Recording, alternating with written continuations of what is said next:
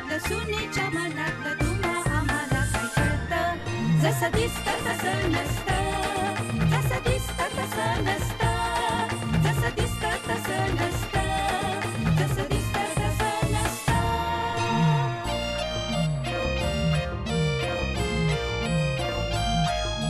सासून खोड्या काढायला हव्या, सुनेन खोड्या मोडायला हव्या. दोघींच्या मनातलं गमतीचं नातं तुम्हा आम्हाला काय कळतं. जसं दिसतं तसं नसतं, जसं दिसतं तसं नसतं, जसं दिसतं तसं नसतं, जसं दिसतं तसं नसतं. पण आत्ता आधी तुम्ही घरी जा. आणि विमल? हवं तर तिलाही बरोबर घेऊन जा. चल पोरी आपण जाऊ. नाही, मी आता कुठेही जाणार नाही. अगं असं काय करतेस? असंच करणार आहे मी. मला कोणाचं काही ऐकायचं नाही. मी उद्या जर काहींना भेटले नाही तर मी माझ्या जीवाचं काहीतरी करून बसेन. 2 कोसावर येते आणि मी त्यांना भेटू शकत नाही. असं का? तो नराधम या वास्तूत शिरला म्हणजे फक्त देवधरच नाही, माझा दिनकरही त्याच्या तावडीत सापडेल. तर दिनकरनी काय केलंय? तुम्हाला माहित नाही का? वाड्यावरच्या माणसाला जोगदंड बेदम मारत होता तेव्हा दिनकरनं त्याचं डोकं फोडलंय. यावर उपाय एकच. विमलला इथे न येऊ देणं. हो, निदान सध्या तरी नाही. तिचं येणं काही काळ तरी रोखलं पाहिजे. आणि ह्या पापाची शिक्षा म्हणूनच की काय, माझा नवरा माझ्यापासून 2 कोसावर असूनही मी त्यांना भेटू शकत नाही, त्याच्याशी बोलू शकत नाही, त्यांना बघू शकत नाही. तुला काय झालं एकदम? वहिनी आता काय म्हणाली, ती देवधरला भेटू शकत नाही, त्याला बघू शकत नाही. मग अरे पण ती त्याच्याशी बोलू तर शकते ना.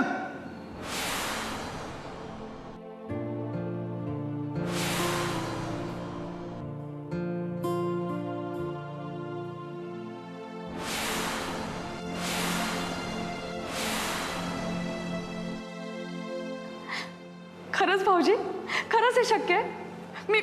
मी खरंच यांच्याशी बोलू शकते? अगं वैद्यबुवांकडे फोन केला तर देवधरशी बोलू शकशील ना तू. शक्य आहे बोलणं. नाही नाही नको. तेवढ्यात आई आली म्हणजे? अरे मागच्या अंगणातल्या विहिरीजवळ जाऊन बोललं तर काय करणार आहे. एक आयडिया करू, मी आणि तुला आम्ही गच्चीवर जाऊन पहारा देतो. तू तू तू मग पुढच्या अंगणामध्ये थांब आणि तानीला आपण नाही नाही नको. तुम्ही दोघं जण गच्चीत नको. का आम्ही का नको गच्चीत? काय झालं? नाही नाही नाही नाही नको. समजून घे ना यार. काय समजून घेऊ? तुम्ही दोघं गच्चीत जाऊन पहारा द्यायच्या गोष्टी करतोयस. जमणार आहे का पहारा द्यायला? उलट तुम्ही दोघं गच्चीत असतात ना की तुमच्यावरच पहारा देण्यासाठी वहिनीलाच तिथे येऊन बसावं लागेल.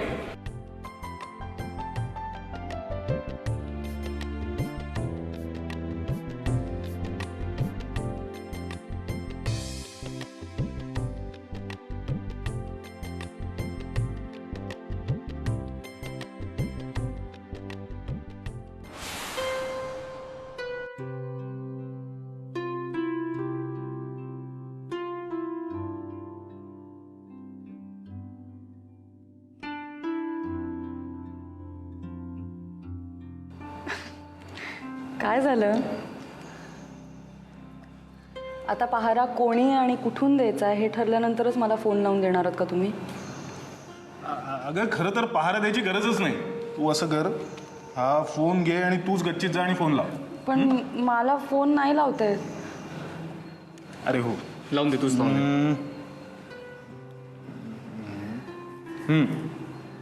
हे एवढं डायल कर. जा. हे ना? All the best. पळ पळ पळ. पळ पळ.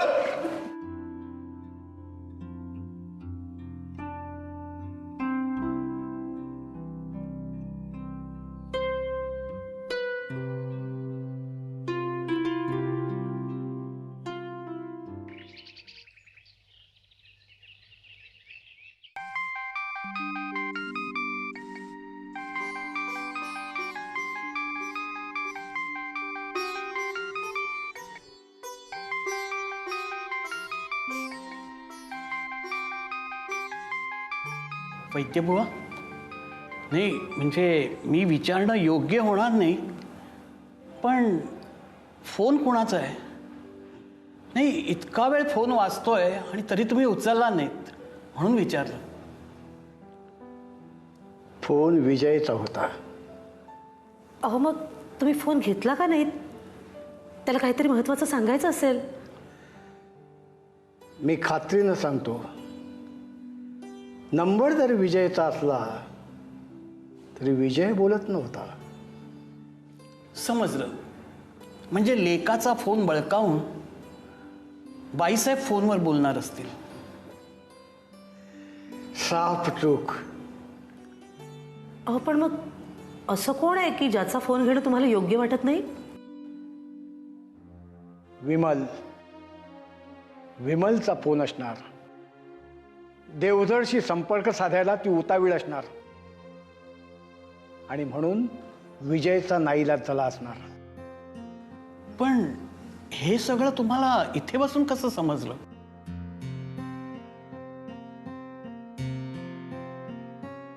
नाही, मला खरंच नाही समजलं. दामू काका, ही मानसशास्त्राच्या पुढची स्टेप आहे. त्याच्याकरता साधना लागते, पुण्याई लागते, तपश्चर्या लागते. आणि हे सगळं वैद्यभुवांनी आयुष्यभर निस्वार्थी भावनेने केले. मग त्याच्या पुढे का, कसं या प्रश्नाला काही अर्थच उरत नाही. आणि त्याचं जरी उत्तर असलं ना तरी ते आपल्या आवाक्याबाहेरचं असतं. धन्य आहात तुम्ही. जसं दिसतं तसं नसतं, जसं दिसतं तसं नसतं. धन्य आहात तुम्ही. मी काही चमत्कार केलेला नाही. तुमच्यासारख्या भोळ्या आणि मूर्ख माणसामुळेच बुवाबाजी पसरते.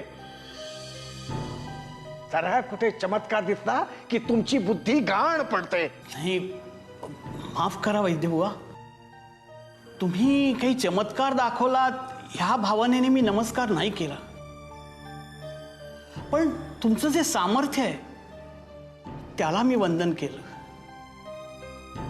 कारण आमच्या जावई बापूंचं आणि विमलचं भवितव्य तुमच्या हाती आहे आणि तुम्ही ते राखाल याची मला खात्री आहे.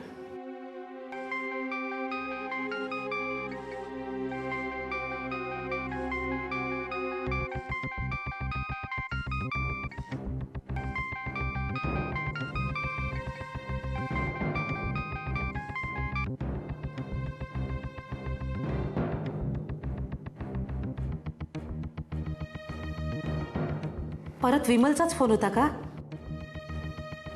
पण असं फोन न घेता आपण तिला किती दिवस टाळू शकतोय? आणि आता ती इतकी हट्टी झाली आहे की मला नाही वाटत ती कुणाचं काही ऐकेल. पण मी काय म्हणते की तिला फक्त फोनवर बोलू द्यायला काय हरकत आहे? एखादी पत्नी आपल्या पतीशी बोलायला उत्सुक असेल तर त्याला हरकत घेणारे आपण कोण? पण आपण सारासार विचार करायला हवा. मला वाटतं आता सारासार विचार करण्यातच आमच्या पोरीचं आयुष्य जाणार. हे तुम्ही उद्वेगापोटी बोलताय. पण दामू काका, जरा धीरानं घ्या. तुम्ही तुमच्या जावयाला प्रत्यक्ष बघितलेला आहे. त्याची अवस्था तुम्हाला माहिती आहे. क्षणात त्याला सगळा तपशील आठवतो, क्षणात सगळं विरून जातं. गुंगीत असताना तो विमलचं नाव घेतो, पण जागेपणी त्याला विमलविषयी छेडलं तर तो निर्विकार राहतो. अशा अवस्थेत त्या दोघांना समोरासमोर आणलं आणि त्याने विमलला ओळखलं नाही तर त्या मुलीची काय अवस्था होईल?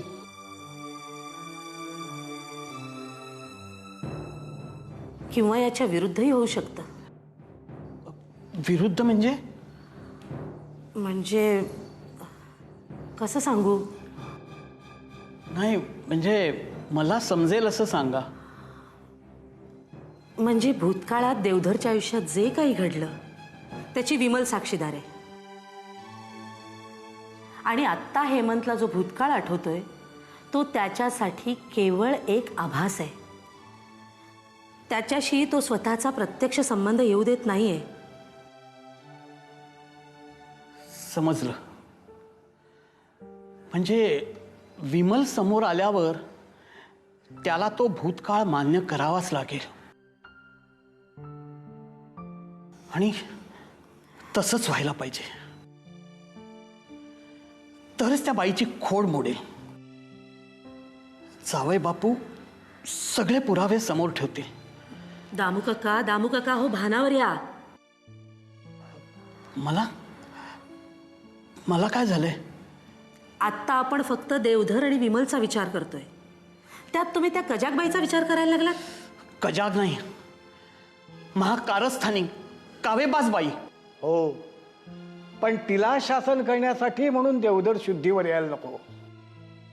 परमेश्वर कृपेनं तो हाती लागलाय तर तो सुखी व्हावा, त्यांचा संसार सुखाने व्हावा अशी अपेक्षा आपण करूया. तुम्ही म्हणताय ते अगदी खरंय वैद्यबुवा, मला पटतंय. पण या कारस्थानी बाईला शासन झाल्याशिवाय आणि तिने केलेला अन्याय उघड झाल्याशिवाय या दोघांना न्याय मिळणार नाही असं मला वाटतं.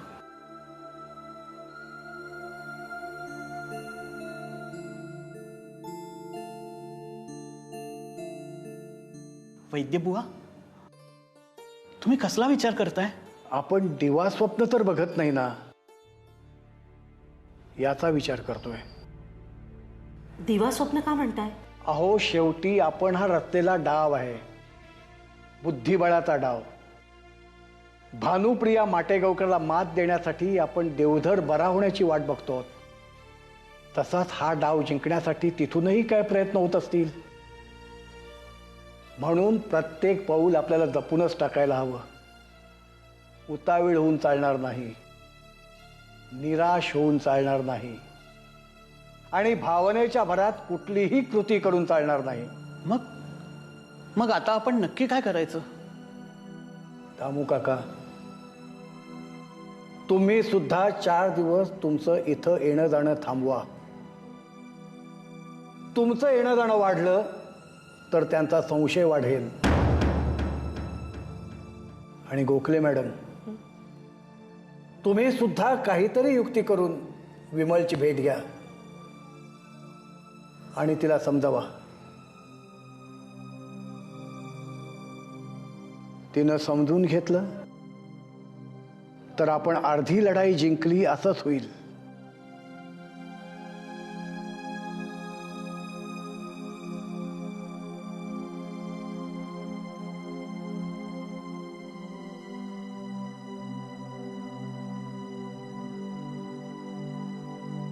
जसं दिसतं तसं नसतं, जसं दिसतं तसं नसतं.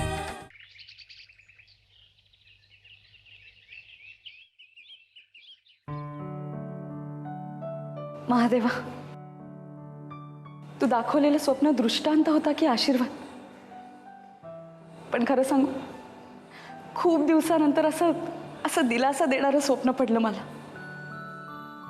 आम्ही दोघं जोडीने शिवलिंगाची पूजा करतोय, फुलं वाहतोय, नमस्कार करतोय. पण महादेवा, खरंच असं होईल का रे? बेटा, तुझी जर इच्छा असेल तर तुझं स्वप्न पूर्ण होणार, पण त्यासाठी तुला थोडे पेशन्स ठेवावे लागतील. कर माझी थट्टा तुला, पण खरंच मला असं स्वप्न पडलं होतं.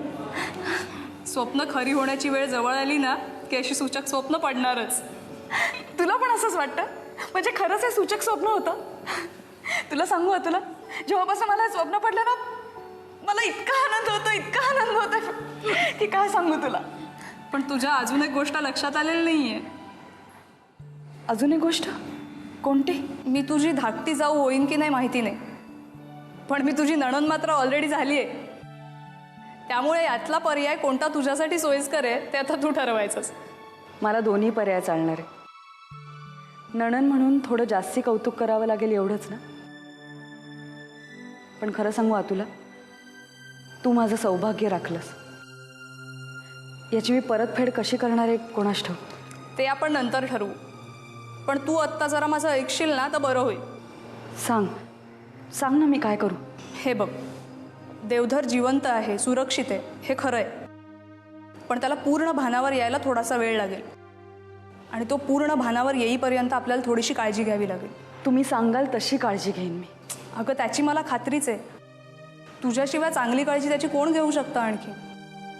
पण मी त्या काळजीबद्दल बोलत नाही आहे. पण लक्षात घे, तो जरी सुरक्षित असला तरीसुद्धा त्याच्या जीवाला धोका आहे. तो जर समोर आला तर इतर लोकांची धाबी दणाणतील. त्याच्यात मुख्य सहभाग विजयच्या आईचा असेल. म्हणूनच मी म्हणत होते आम्ही इकडनं जातो म्हणून. अगं हा पर्याय नाही आहे. तुला जरी काही नको असेल तरी सुद्धा माझ्या भावाच्या हक्काचं जे जे काही आहे ते त्याला मिळालंच पाहिजे असा माझा हट्ट आहे. आणि तुला माझे उपकार फेडायचे आहेत ना, मग माझ्या भावाच्या आणि माझ्या भाच्याच्या हक्काचं जे जे काय आहे ते त्याला मिळवून देण्यासाठी माझी मदत कर. मग सांग सांग काय करू मी? अशी नर्वस होऊ नकोस गं. थोडीशी हिंमत, थोडीशी चलाखी दाखव. म्हणूनच विचारते काय करू? तुला थोडं मनाविरुद्ध करावं लागणार आहे, पण तू जर ठरवलंस तर ते नक्की तुला जमेल. हे हयात नसल्याचं नाटक करायचं ना? हो, विजयच्या आईला आता संशय आलाय. ती आता पुढे येणार नाही, पण तिने जोगदंडला पुढे केलाय. सरकारी कागद घेऊन हवालदार आला होता. जोगदंडही येईल. तुला त्याला पुरतं कन्फ्यूज करून सोडायचंय. डन.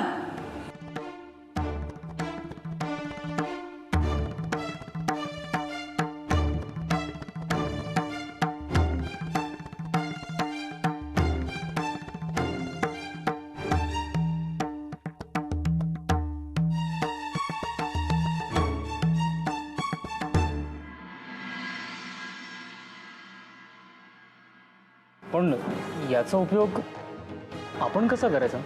तेच तर सांगतेय. जोगदंडाने विमलची भेट मागितली की नाही? हो. हां, मग विमल आपण सांगितल्याप्रमाणे नाटक करायला तयार आहे. हो. हां, मग ही सगळी माहिती तू विमलला नेऊन दे. नाही म्हणजे माझ्या लक्षात नाही येत. अरे ही अशी माहिती आहे की ती फक्त जावई बापू आणि जोगदंड यांनाच माहिती आहे. आणि मग ही सगळी तंतोतंत बातमी विमलने जर का जोगदंडासमोर बसून ती जर का घडाघडा बोलली तर विचार कर त्याची काय अवस्था होईल.